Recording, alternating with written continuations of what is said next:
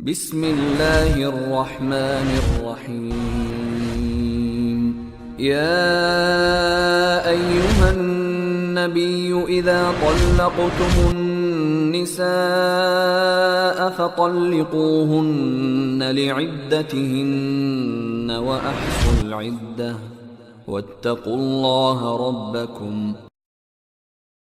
طلاق کو مباح کہا گیا، جائز قرار دیا گیا، اس میں کیا حکمت پائی جاتی ہے؟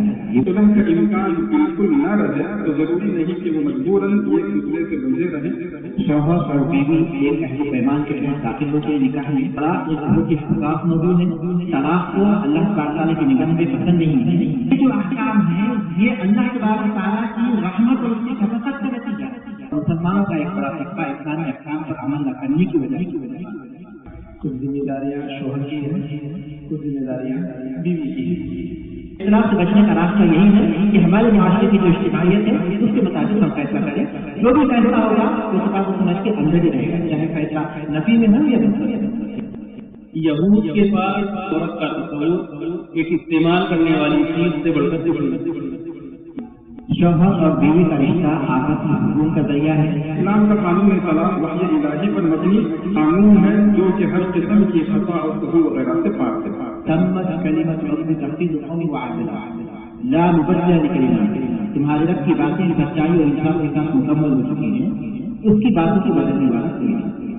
اصلاح کی تمام تر کوششوں کے بعد اسلام نے یہ دروازہ کھلا رکھا ہے کہ طلاق جو ابغض الحلال ہے، حلال بھی ہے تو جو ہے بالکل ناپسندیدہ حلال ہے، جس سے خاندان جو ہے برباد و تباہ ہو جائے. اسلام کے پاس اس کا محکم نظام ہے، جبکہ دیگر ادیان ڈھیروں میں سفر کر رہے ہیں. ایک مجلس میں 3 طرح کا حقوق. اگر اصلاح کی کوشش کرے، اصلاح کا ارادہ ہو تو اللہ تعالیٰ بھی جو ہے توفیق دے گا، دونوں کے درمیان صلح ہو جائے گی. ہندو دھرم تو اس میں بھی شوہر کو اختیار ہے کہ چاہے جیسی چاہے وجہ پر بیوی کو چھوڑ دے.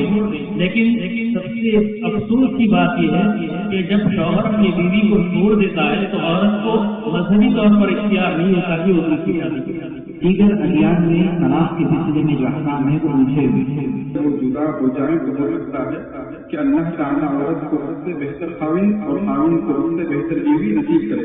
اسلام میں طلاق ایک علاج ہے کہ اگر اس کو جائز نہیں کیا جاتا تو بجائے اس کے جو دونوں جدا ہوتے آپس میں قتل اور خونریزی کے واقعات پیش آئے تھے تو بڑی تباہی پیش آئی. والصلح خیر، صلح ہی بہتر. یہ طریقہ ہے. لوگ تو آج کل طلاق کے مسئلے میں بہت زیادہ تطاون برتتے ہیں، لیکن عام طور پر حکومت ہند مکمل طور پر اس سسٹم کو ختم کرنا چاہتا ہے.